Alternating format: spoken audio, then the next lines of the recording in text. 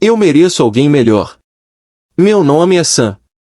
Tenho 45 anos e essas 5 palavras acabaram com tudo que eu achava que sabia sobre minha vida. Eu estava sentado naquele quarto de motel em Memphis, Tennessee, olhando para os papéis do divórcio em cima da mesinha riscada. O ar-condicionado fazia barulho na janela. O carpete cheirava a décadas de cigarro e arrependimento. 3 meses antes, eu tinha uma casa, um carro, uma vida que fazia sentido. Então Diane ficou doente. Câncer de ovário em estágio 3. O médico disse que a cirurgia era a única chance dela, mas nosso plano de saúde tinha vencido 6 meses antes, quando fui demitido da Keltra Ford, a fábrica onde trabalhei por 18 anos. Eu me virei como pude. Vendi a casa para um comprador à vista em 2 semanas. Vendi minha caminhonete para um vizinho por metade do valor. Esvaziei nossas economias, peguei empréstimo da aposentadoria e pedi dinheiro a quem quisesse ajudar. A cirurgia foi numa terça-feira, no fim de janeiro. Fiquei 7 horas na sala de espera, tomando café queimado e rezando para um Deus em que eu quase não acreditava mais. Quando o cirurgião saiu e disse que ela tinha sobrevivido, chorei na frente de estranhos. Não me importei. Diane se recuperou devagar. Eu fiquei ao lado dela em cada consulta, cada remédio, cada noite ruim. Mudei a gente para um motel barato na beira da cidade porque era tudo que eu podia pagar. Peguei turnos num depósito, carregando caminhões às 4 da manhã, voltando para casa exausto e dolorido. Mas ela estava viva. E isso era tudo que importava. Até que uma manhã, voltei do trabalho e encontrei as malas dela prontas. 2 malas ao lado da porta. A irmã dela, Vanessa, estava atrás, de braços cruzados e olhar frio. Diane não quis me encarar. Ela me entregou um envelope. Dentro, os papéis do divórcio, já protocolados. Eu mereço alguém melhor, ela disse. A voz calma, como se estivesse pedindo um café. Alguém que realmente possa sustentar. Você está quebrado, Sam. Eu não posso viver assim. Fiquei parado ali, com graxa ainda nas mãos do depósito, sem dizer nada. O que eu poderia dizer? Eu tinha dado tudo a ela. Literalmente tudo. E não bastou. Ela levou metade do pouco que restava, alguns milhares que eu tinha juntado. Saiu com Vanessa, entrou num carro que eu nem conhecia e foi embora. Sentei na beira da cama do motel e fiquei olhando para a porta por muito tempo. O quarto estava em silêncio, só com o barulho do ar-condicionado. Eu me sentia vazio. Como se tivessem tirado tudo de dentro de mim e deixado só a casca. Conheci Diane há 12 anos, num churrasco comunitário. Ela era divertida, sempre com um sorriso rápido, e me fazia sentir importante. Casamos rápido, talvez rápido demais, mas eu achava que éramos firmes. Achei que éramos um time. Ela nunca trabalhou muito, alguns bicos aqui e ali, mas nada fixo. Eu não ligava. Ganhava bem na Keltra Ford e gostava de cuidar das coisas. Pagava a hipoteca, as contas, o mercado. Consertava o que quebrava. Achei que era isso que se fazia quando se ama alguém. A irmã dela, Vanessa, nunca gostou de mim. Deixou isso claro desde o começo. Dizia que eu era simples demais, sem ambição. Diane costumava me defender, mas com o tempo foi parando.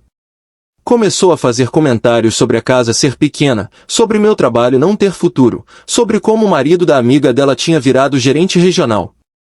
Quando fui demitido, tudo mudou. Ela parou de me tocar, de perguntar sobre meu dia. Quando veio o diagnóstico do câncer, achei que a gente ia se unir mais. Mas ela se afastou.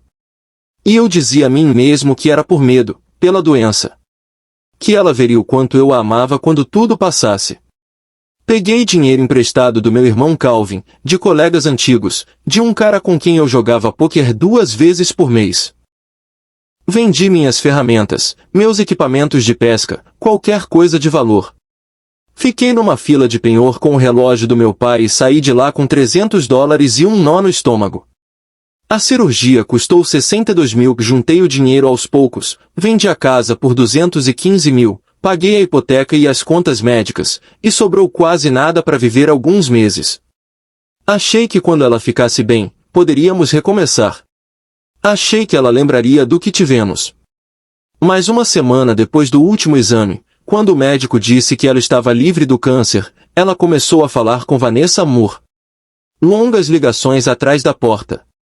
Eu ouvia pedaços das conversas, palavras como oportunidade, recomeço e anos perdidos. Eu devia ter percebido. Mas eu não quis acreditar. No dia em que ela foi embora, liguei para Calvin. Ele não atendeu. Tentei outras pessoas. Ninguém respondeu. Fiquei naquele quarto de motel, sozinho, segurando os papéis do divórcio, e percebi que não tinha mais ninguém. 2 dias depois que Diane saiu, eu estava sentado do lado de fora do motel, numa cadeira de metal enferrujada, tomando café de posto, quando um homem de terno apareceu. Era mais velho, uns 60 anos, cabelo grisalho, pasta de couro. Você é o Sam? Ele perguntou. Eu balancei a cabeça. Estou procurando por você, disse. Meu nome é Gregory. Sou advogado. Seu tio Leonard faleceu há 3 semanas. Fiquei olhando para ele. Eu não tenho tio Leonard. Tem sim, disse Gregory. Irmão mais velho do seu pai. Eles brigaram antes de você nascer. Leonard nunca casou. Sem filhos. Você é o único parente vivo. Ele te deixou algo?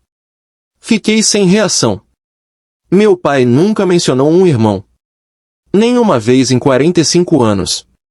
Gregory me entregou uma pasta. Dentro tinha uma escritura de imóvel, um extrato bancário e uma carta escrita à mão. O imóvel era um prédio comercial no centro de Memphis.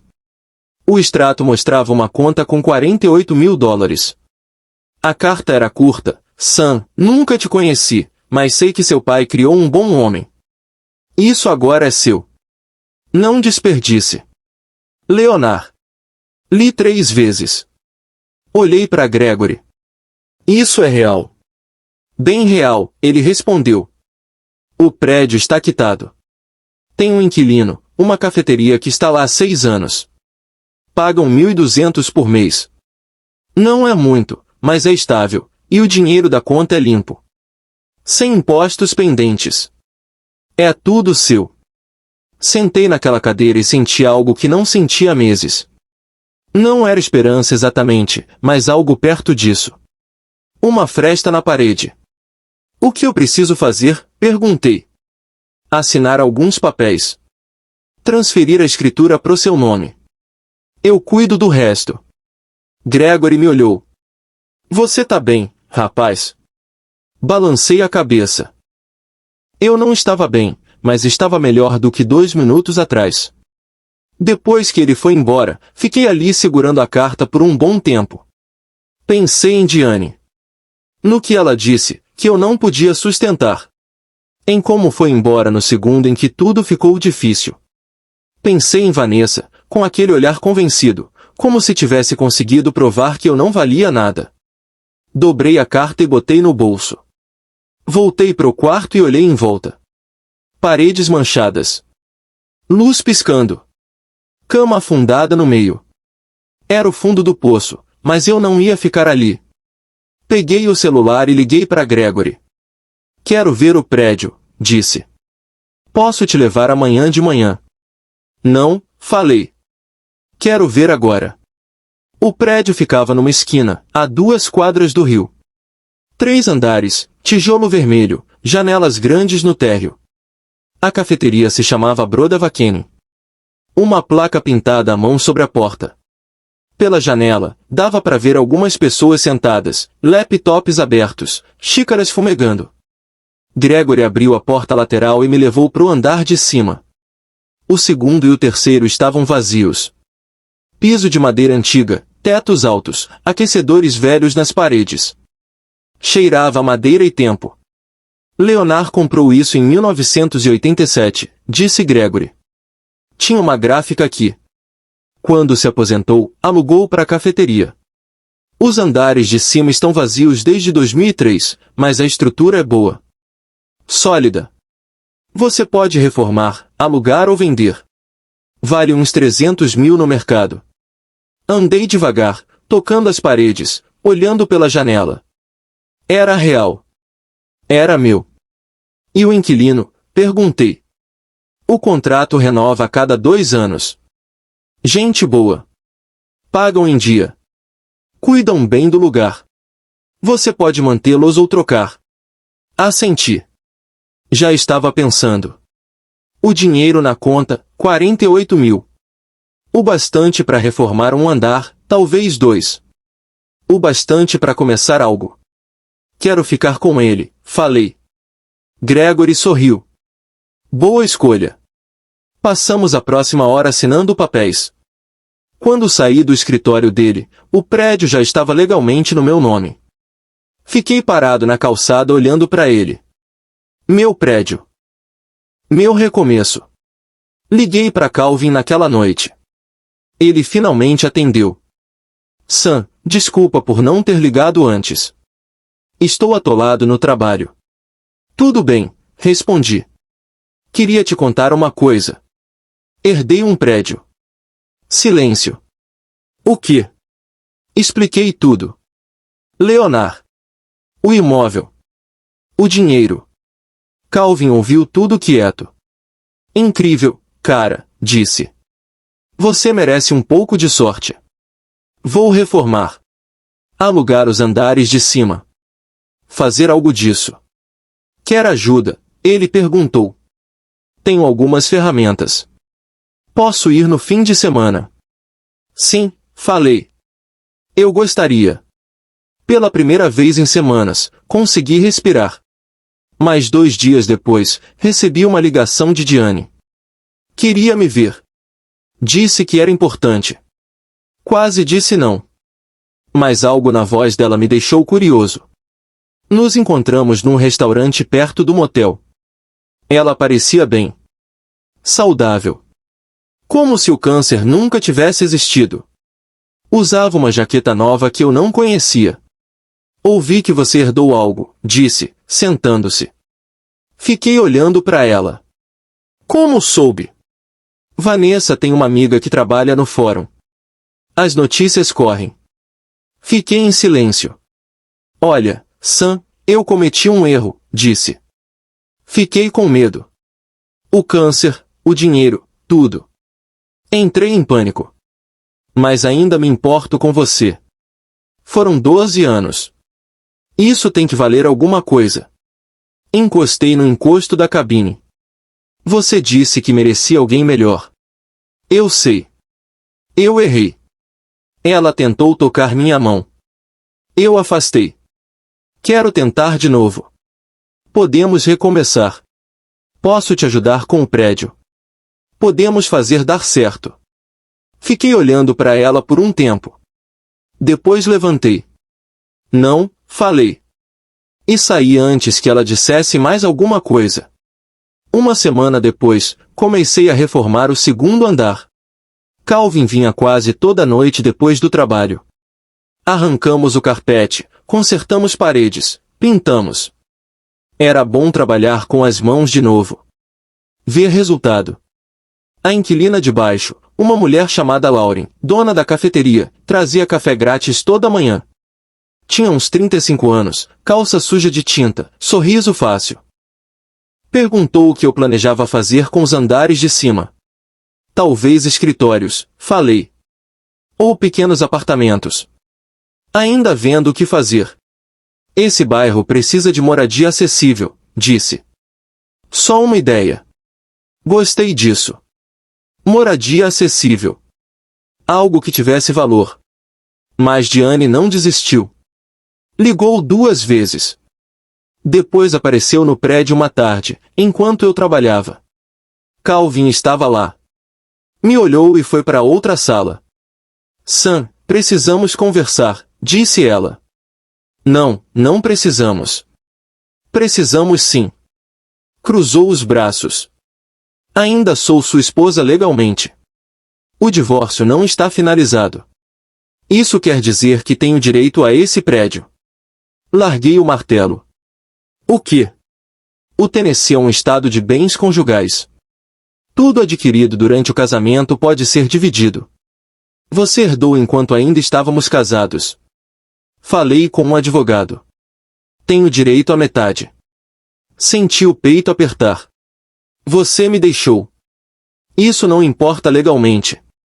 Tenho direitos. Fiquei olhando para ela. Aquilo não era reconciliação. Nunca foi. Ela queria o prédio. Queria o dinheiro. Queria tirar a única coisa boa que me aconteceu em meses. Sai daqui, falei. Sam, seja razoável. Podemos resolver sem ir à justiça. Só me dê o que é meu por direito e eu assino os papéis.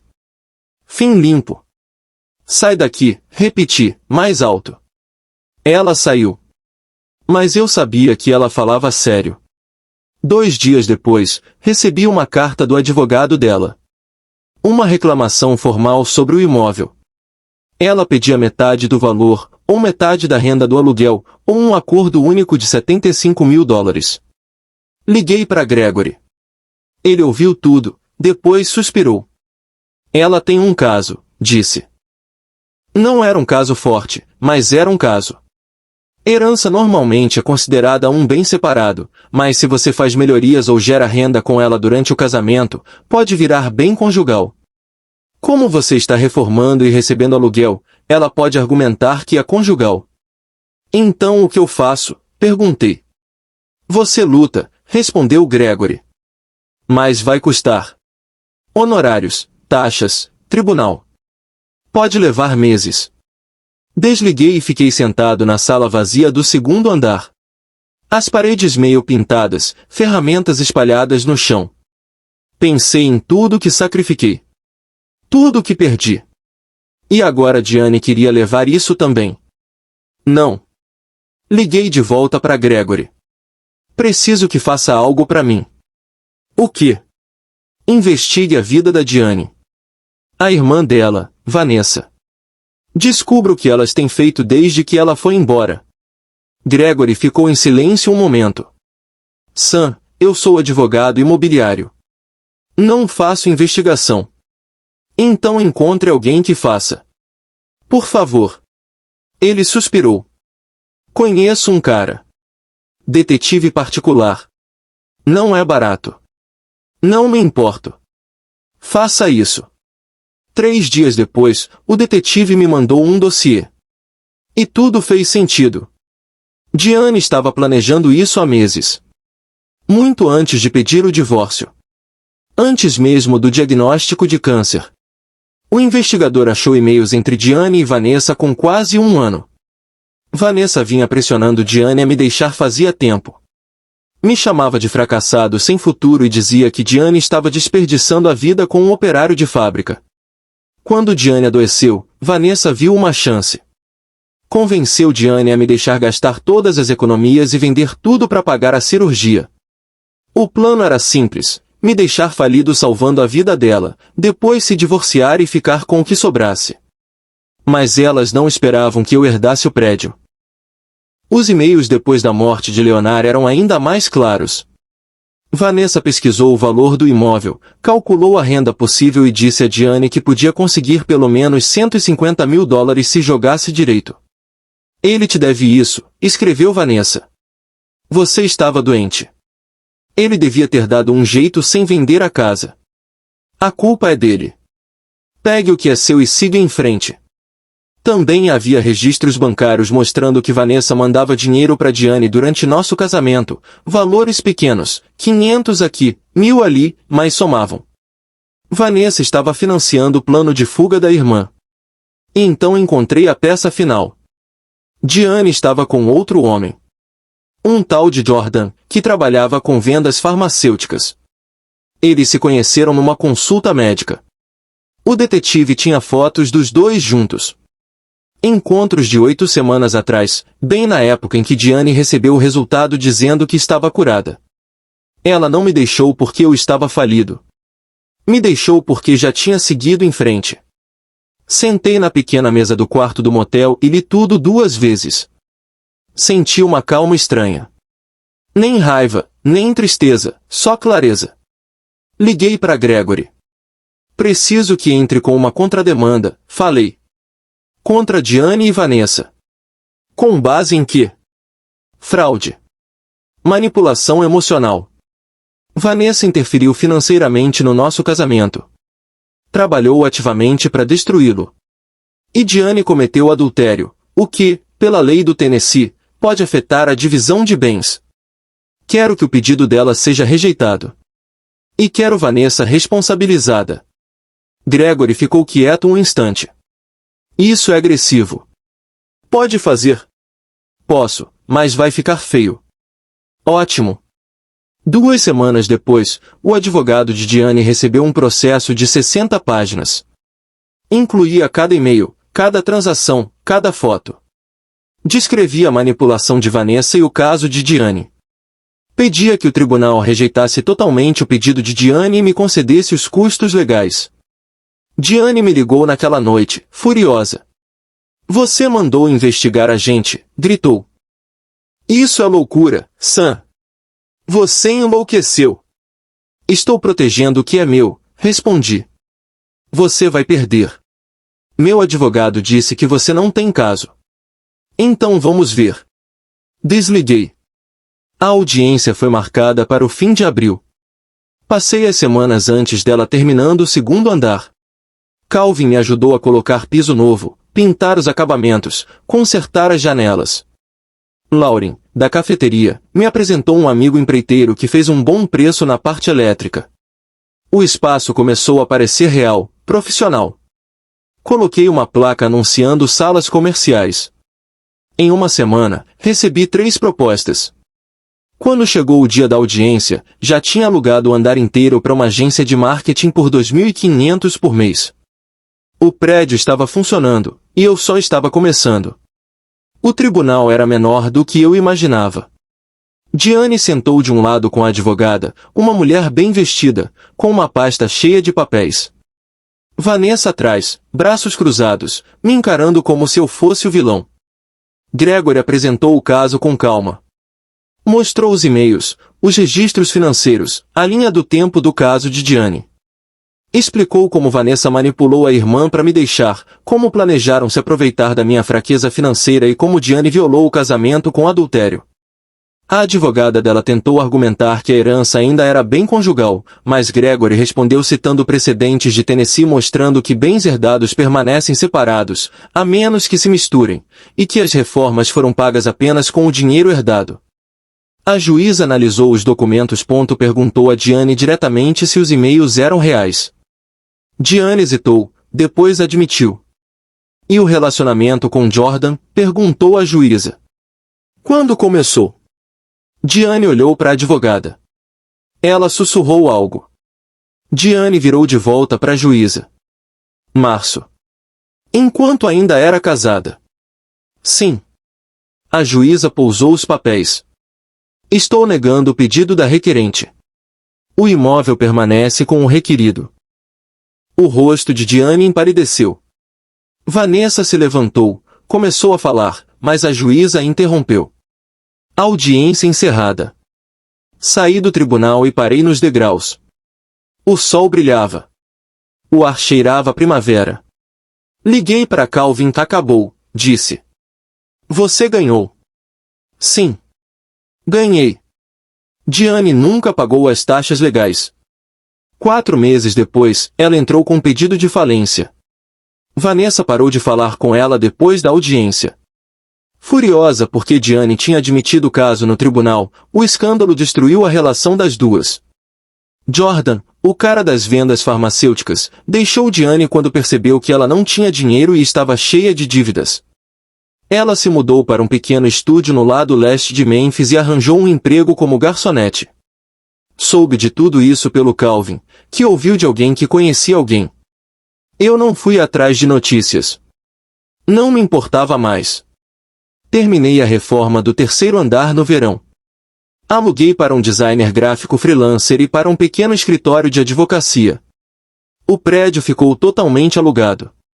Eu estava ganhando cerca de $4.700 por mês, já com as despesas descontadas. Não era uma fortuna, mas era estável. Era meu.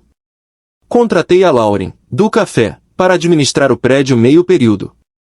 Ela era organizada, confiável e os inquilinos gostavam dela. Comecei a trabalhar em uma segunda propriedade, um sobrado a 2 ruas dali, que comprei com um pequeno empréstimo comercial. Reformei e aluguei as 2 unidades em um mês. No fim do ano, eu já tinha 3 imóveis e uma reputação crescente como um proprietário justo, que realmente consertava as coisas quando quebravam. Eu não era rico, mas estava estável. Estava construindo algo de verdade. Saí do motel em agosto e me mudei para um apartamento de um quarto acima de uma padaria. Era pequeno, mas tinha janelas grandes, piso de madeira e cheirava a pão fresco toda manhã.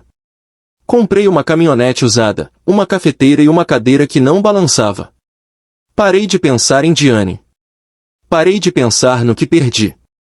Comecei a pensar no que construí. Alguns dias eu ainda sentia o peso daqueles meses, o medo, o cansaço, a vergonha de ver alguém que eu amava ir embora quando eu não tinha mais nada para dar. Mas na maioria dos dias, eu sentia algo melhor. Sentia liberdade. Como se, finalmente, eu pertencesse a mim mesmo outra vez. Sem amarras. Sem ninguém tirando pedaços que eu não podia perder. Aprendi que o fundo do poço não era o fim. Era o alicerce.